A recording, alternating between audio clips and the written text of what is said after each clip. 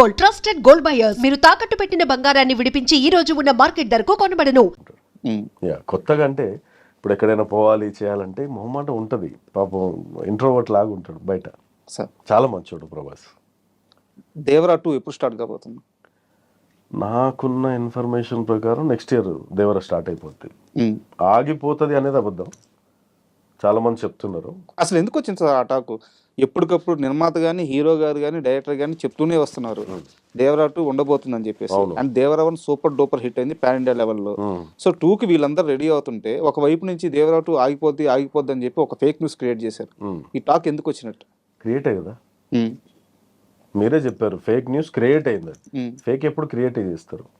నిజాన్ని నిర్భయంగా ఎవరు చెప్పలేరు. ఫేక్ కాబట్టి క్రియేట్ చేసి ఇది చేశారు. దానికి అడ్డుకట్ట వేసి మొన్న పోస్టర్ రిలీజ్ చేశారు, పార్ట్ 2 గెట్ రెడీ అని చెప్పి. 1 year అయినప్పుడు ఎవరు ఏం చేసుకున్నా అది ఆగదు. ఇంకోటి ఏంటంటే టైగర్ లుక్స్ ఈ మధ్య జూనియర్ ఎన్టీఆర్ గారి లుక్స్ ఈ ప్రశాంత్ నీల్ గారి సినిమా కోసం చేంజ్ చేయాల్సి వస్తుంది. మళ్ళీ దేవర కోసం బల్క్ అవ్వాల్సి వస్తుంది. దానికి దీనికి 3 months డిఫరెన్స్, ఎక్కువ అవ్వదు. బల్క్ అవ్వాలన్నా లీన్ అవ్వాలన్నా 3 months డిఫరెన్స్లో ఆ డైట్లో సెట్ అయిపోతుంది. ఇది అయిపోగానే max to max next year mid నుంచి స్టార్ట్ అయిపోతుంది దేవరా 2. నాకు తెలిసి 2027 రిలీజ్ అయిపోద్ది. దేవరా 2 రేంజ్ ఏ స్థాయిలో ఉండబోతుంది? దేవరా 1 అంటే ఒక ట్రైలర్, జస్ట్ సేమ్ ఇంట్రొడక్షన్స్, వరా ఏంటి, దేవరా ఏంటి, ఆ గూడెలు ఏంటి, ఆ జనాలు ఏంటి, వాళ్ళు వాళ్ళ భయం లేని మనుషులు అలా ఉండేది. ఇప్పుడు సొంత మనిషి భయం పుట్టిస్తున్నాడు. ఇందులో ఇప్పుడు నెక్స్ట్ వరా ఏం చేస్తాడు, మిగతా ఏమేం జరుగుతుంది. Devara part 2 is a huge story. ఇంకోటి ఇప్పుడు వరకు కొరటాల శివ గారు తీసిన సినిమాలు అన్నీ ఒక ఎత్తు, దేవరా 1 ఒక ఎత్తు, దేవరా 2 ఇంకో ఎత్తు. కొత్త స్క్రీన్ ప్లే, కొత్త డైరెక్టర్ అయిపోయి తీస్తున్నాడు. నేను అడగకూడదు అనుకొని ఓపెన్గా అడిగేస్తున్నాను, మీరు చెప్పాలని కోరుకుంటున్నాను. దేవరా 2లో వరాతో పాటు దేవరా కూడా ఉండిపోతున్నాడు. మాకు తెలియదండి, మాకు స్టోరీ చెప్పే కదా.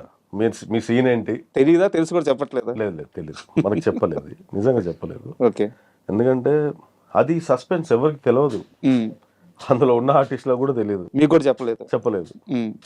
సో అది కంటిన్యూ నడుస్తుంది. అది ఉందో లేదో కూడా తెలియదు. మరి దేవరా వస్తారా రారా, ఓన్లీ వరానే ఉంటాడా? ఆ టైటిల్ చూస్తే ఓన్లీ వరా ఉన్నట్టే అనిపిస్తుంది నాకు. ఎందుకంటే ఆ వరా వరకే రెడ్ కలర్ మార్క్ వేశారు. సో అది జరుగుతుంది అనమాట. సో మనకు తెలీదు స్టోరీ మొత్తం. ఎన్టీఆర్ గారికి, శివ గారికి మైండ్లో ఇక్కడ ఉంది. అండ్ దేవకట్ట గారితో మీరు వర్క్ చేశారు సార్. మీరు చెప్పినట్టు బాహుబలి వెబ్ సిరీస్ చేశారు. దేవకట్ట గారు మొన్న చాలా మంచి వెబ్ సిరీస్ తీశారు, మైసభ. అండ్ అది ఇంకా 2 parts రిలీజ్ కావాల్సి ఉంది. సో దేవకట్ట గారితో వర్క్ చేశారు కాబట్టి ఆయన దగ్గర నుంచి మీకు కాల్ కానీ మీరు అప్రోచ్ అవ్వడం కానీ ఏం జరగలేదు? అప్రోచ్ అవ్వడం అంటే చాలామంది డైరెక్టర్లు మన దగ్గర కాంటాక్ట్స్ ఉన్నా కానీ కరెక్ట్గా షూట్ టైంకి వాళ్ళు వాట్సాప్ ఫోన్లో బంద్ పెడతారు. ఎందుకలా? డిస్టర్బెన్స్ అవ్వద్దని. ఇప్పుడు స్క్రిప్ట్ సీన్లు రాసుకుంటూ కూర్చుంటారా, మనకి టైప్ రిప్లై ఇచ్చుకుంటూ కూర్చుంటారా? సో ఆ టైంకి వాళ్ళు డిస్టర్బ్ చేయకుండా వాళ్ళు సైడ్కి ఉంటారు. వాళ్ళ దగ్గర ఉన్న మనుషులు మేనేజర్లతో వాళ్ళతో మాట్లాడుకొని మనం మాట్లాడాలి. నేను వ్యవసాయంగా చాలాసార్లు చేశా. వాళ్ళకు కూడా అనిపించాలిగా మనకి ఇవ్వాలని, అరే పలానా క్యారెక్టర్ బాగుంటుంది. అలానే నాకు బాహుబలి సిరీస్లో పిలిపించారు. అసలు దేవకట్ట గారిది భలే ఉంటుంది యాక్ట్, ఏమంటారు వర్క్. నేను ఇప్పటిదాకా ఎక్కడ చూడలే. ఇప్పుడు మనకి ఏదైనా సీన్ ఉంటే, ఇప్పుడు ఒక కొట్టే సీన్ ఉంది, అరిసే సీన్ ఉంది, ఈ అని అరుస్తాం కదా. ఆయన స్టైల్ ఎట్లుంటుందంటే, అరవకు, అరిచినట్టు యాక్టింగ్ అంటాడు. దీన్ని డబ్బింగ్లో చూసుకుందాం, అది డబ్బింగ్ వాళ్ళ పని అంటాడు.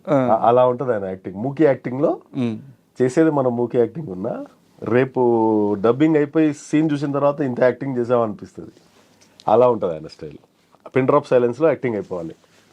అండ్ లాస్ట్ క్వశ్చన్ సార్, ఇండస్ట్రీలో నటులకి అవకాశం రావడం అనేది చాలా పెద్ద విషయం. అంటే దానికి చాలా క్రైటీరియాస్ ఉంటాయి. ఒక్కోసారి 100 సార్లు వెళ్ళి కలిసి వచ్చినా ఛాన్స్ రాకపోవచ్చు, ఒక్కసారి కలిస్తేనే ఛాన్స్ రావచ్చు. అసలు నా బేసిక్ డౌట్ ఏంటంటే, కలవాలా ఆర్టిస్టులు, మేకర్స్ని వెళ్ళి కలుస్తూనే ఉండాలా, లేదంటే ఆ రోల్ వాళ్ళని కోరుకుంటే ఆటోమేటిక్గా వాళ్ళే పిలుస్తారా? ఈ రెండిట్లో ఏది నిజం? నీకు అన్నం కావాలంటే అమ్మని అడిగితేనే పెడతారు. ఎంత పెద్దోడు అయినా నీకు క్యారెక్టర్ కావాలంటే వెళ్ళి అడగాలి. ఎందుకంటే ప్రతి మనిషిని గుర్తు పెట్టుకోవడానికి వాళ్ళకి అవసరం లేదు. నీకు పని కావాలి, సో నువ్వు వెళ్ళి కలు. కలిస్తేనే వాళ్ళకి ఒకటి ఫీల్ వస్తుంది, అరే పలానా మనిషి వచ్చి మనల్ని కలిసాడరా బాబు, మనం ఒక క్యారెక్టర్ ఇవ్వాలి, చిన్నదో పెద్దదో. ఒకవేళ చిన్నది ఉంటే చిన్నది ఉంది మీకు సెట్ అవ్వదు పర్లేదు నెక్స్ట్ సినిమా చూస్తా అంటారు. లేదు ఉంది అంటే ఎస్ ఇది మీరు చేయండి మీకు బాగా సెట్ అవుతుంది అని చెప్పి ఫోన్ చేసి మరీ పిలుస్తారు.